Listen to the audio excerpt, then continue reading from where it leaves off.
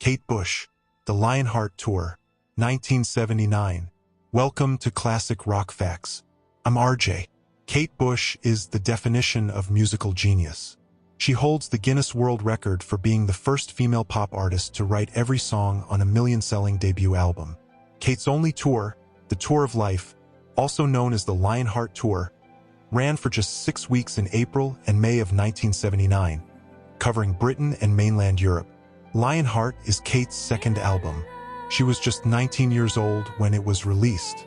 Lionheart was the first Kate Bush album to feature Del Palmer. Palmer went on to play bass, or to engineer and record on every subsequent Kate Bush album up to and including 50 Words for Snow in 2011. Del Palmer passed away in January of 2024. The Lionheart Tour, or Tour of Life, consisted of 24 performances. It would be 35 years until Kate Bush once again performed a live concert. Please enjoy a short video of Kate's Lionheart release party in 1978, and then Kate Bush in concert.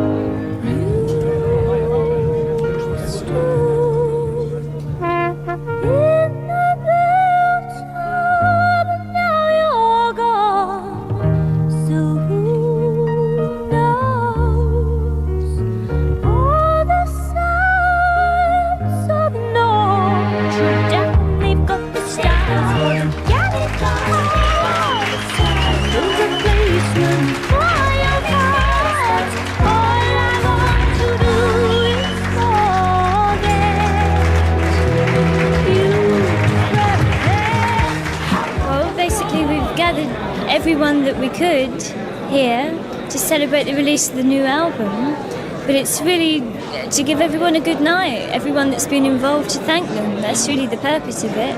And I've been here to be presented with some amazing awards, which is, it's just such a privilege to be given them. Could I introduce to you, please, Bob Mercer, Managing Director of the Group Repertoire Division, Be My Records.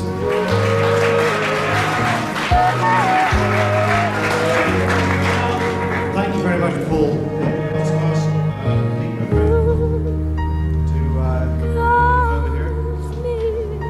Nico has some very special introductions to make. This is pop music with unique content. Everyone that I've ever met and who I've ever worked with has helped me to get all these amazing things that are happening. I was personally there and I got the thrills over there, and I think that's the international birth of a unique talent.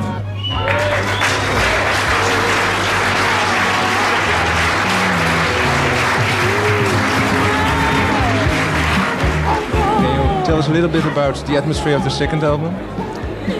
I think that's something that's hard really to sum up, because I think people have to hear it to say what they think of it. For me, I was much more involved with this one. It's closer. I like it more. But it's up to other people to say what they think of it. They must define the mood. It's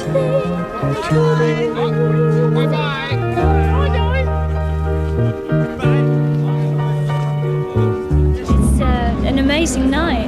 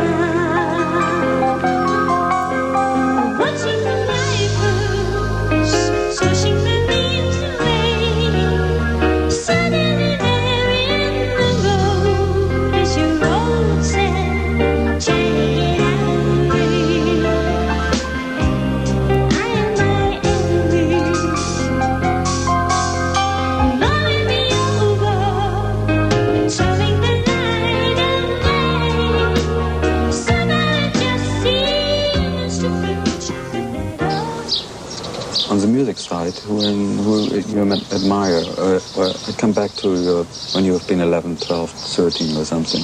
Who was the persons who you admired?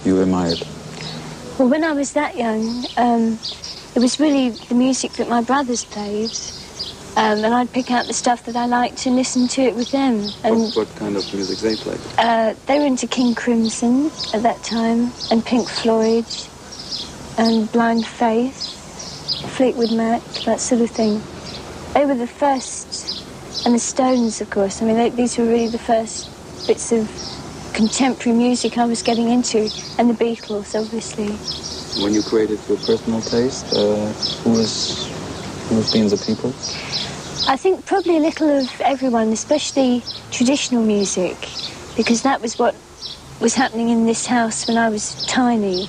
And I think that's traditional music? English folk music, Irish folk music. My brothers were into playing it, and I think that had a very strong effect on me.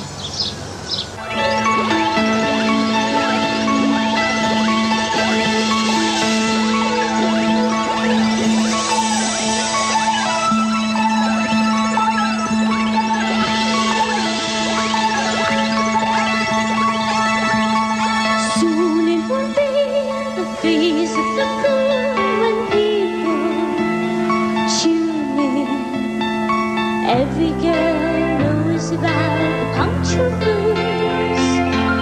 Who's to know the power behind our moves? A dear coincidence of the radio and a word that won't go away. You know what we're all gonna sing. She writes, funny had a feeling it was on his way.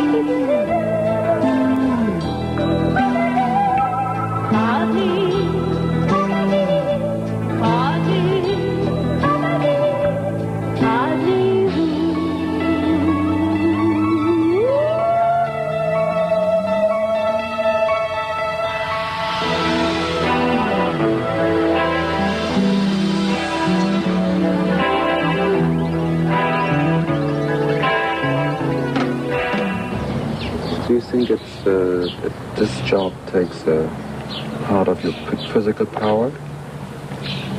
Yeah, I think it's very mentally tiring, more than physically. I think touring is physically tiring, but I think really most of the other things involved are much more mentally exhausting. Like concentration's the main thing, really, and like having to do things all day and just keep up and not sort of do this after 3 hours. But it's very good because it teaches you to draw on energies that maybe you didn't think you had, and you have to sustain. And I think it's a very good exercise. You always thought there's only one way, so only one way is to be a professional. I think it is the only way. Especially in this business, you have to be professional about everything, really, because it's so important to keep in control and keep cool.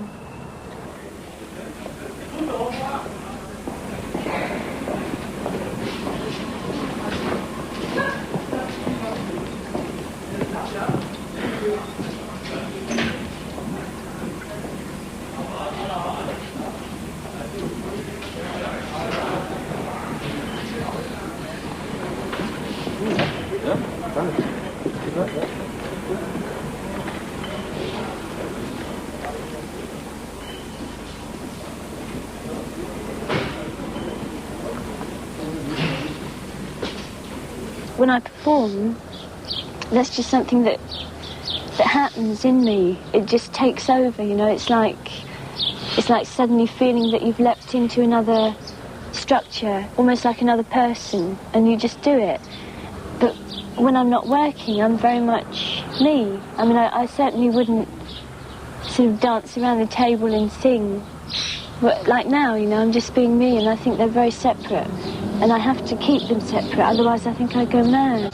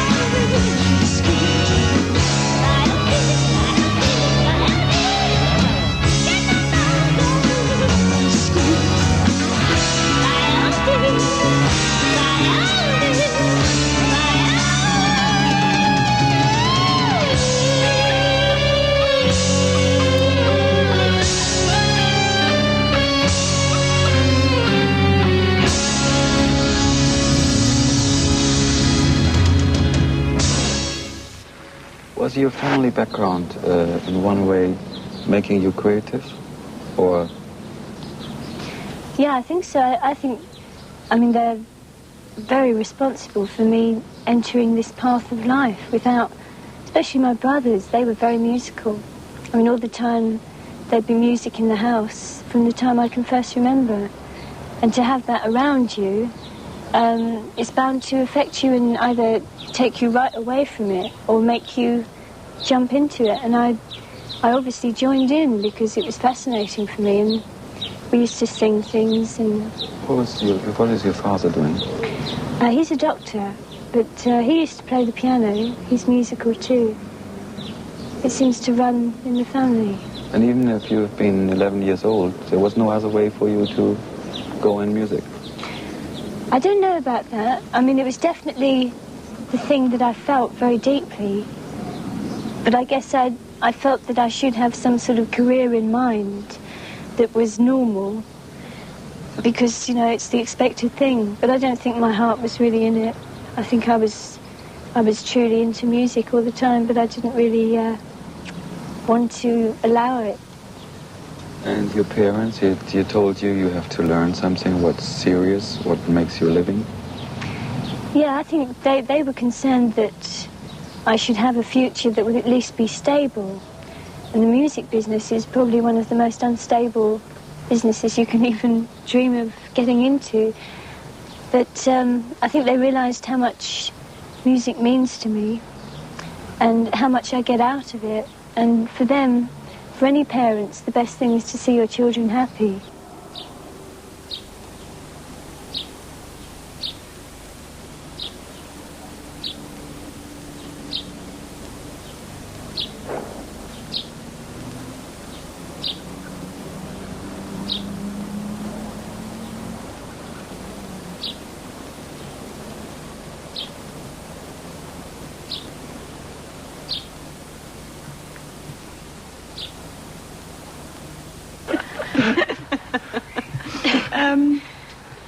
How do you mean, what most do I like in her? In the show, the quality of... Oh, in the show. I liked her in all of it, actually. The quality, her performance, her stamina. Stamina, yeah. Yes, and, I mean, her stamina is fantastic when she had to go on. I was very proud of that. Very professional, I thought. Wasn't she? Mr. Bush, you ever saw a risk in this profession of your daughter? Oh, yes. What sort of risk? I mean a risk to make a living out of this show business. No, not really. I always had great confidence that she would make it. Well, from when she was about 14, I think.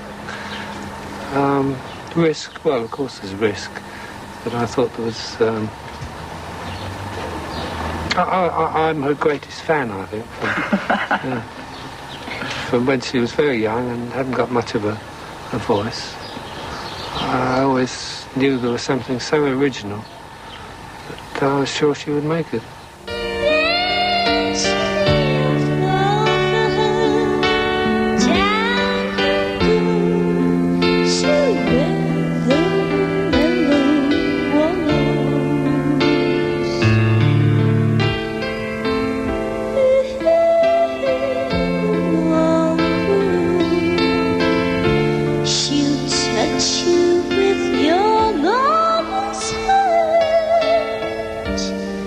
Your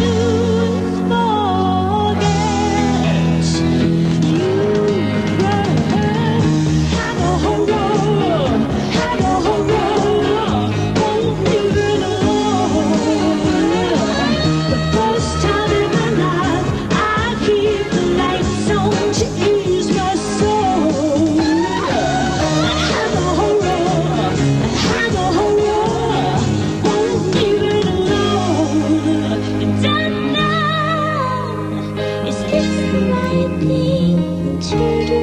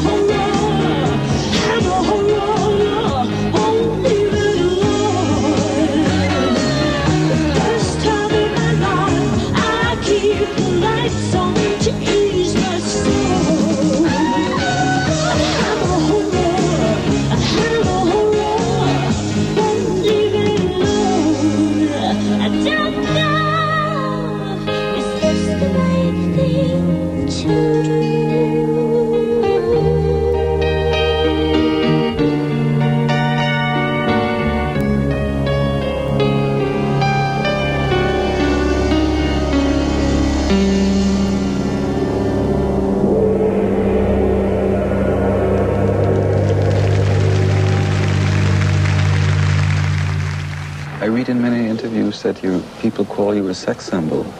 How you react to that? I think it's really quite funny, because it's the last thing in the world I'd ever have thought, I'd be labelled as. And I don't know, it's incredibly flattering, but I can't conceive it myself. It's quite funny.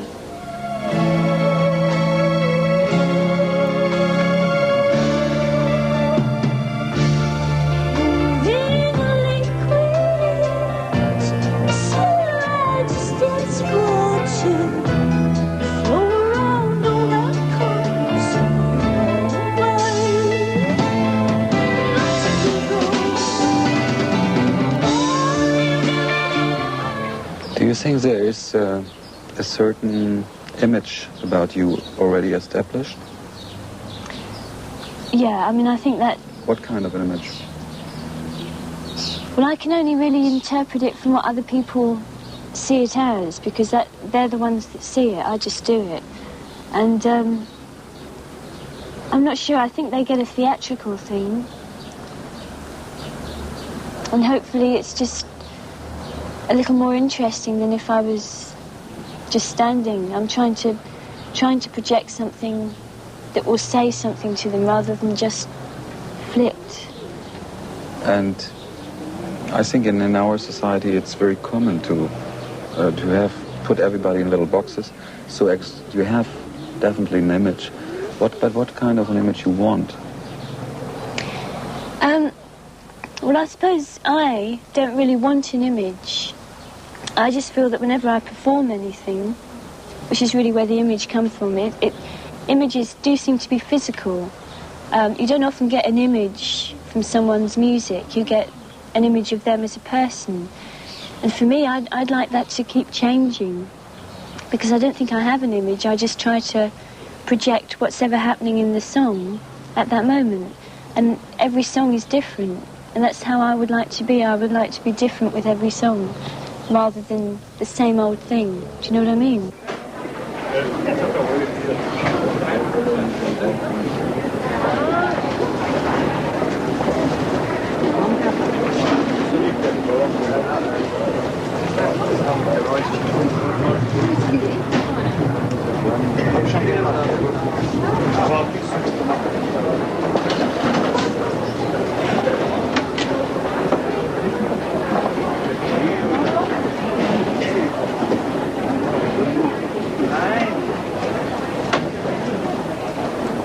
One half of the job is publicity. How you handle this? It tires you sometimes, or Yeah, well, it's boring for you sometimes?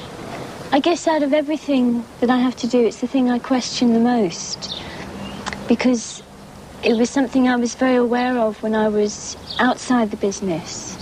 You know, like just reading articles of my heroes, and maybe reading something that I thought, no, you know, they wouldn't do that. And when I started doing it, I realised that maybe half the things that I'd read just weren't true, but I'd believed them.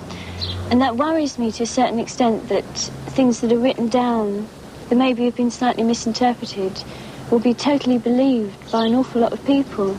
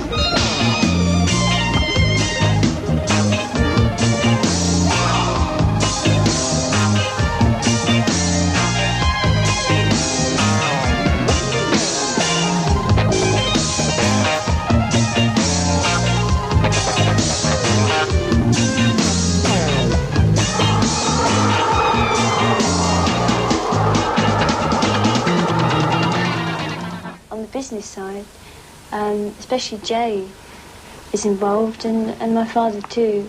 There's so much to deal with. What's your father doing with this? Well, he'll go along to meetings because he's a director of the company, and What company? our company. We have a company, and just sort of sort out the points, things that I just couldn't really have the time to do, or really the knowledge either.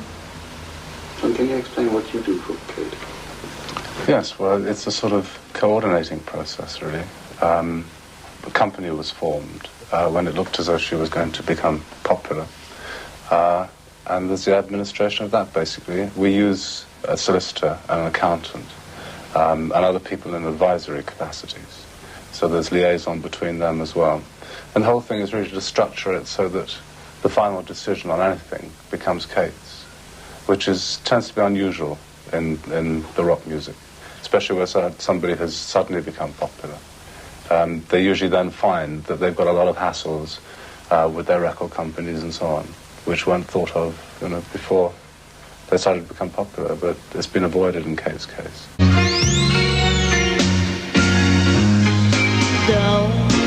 You're getting into my poison.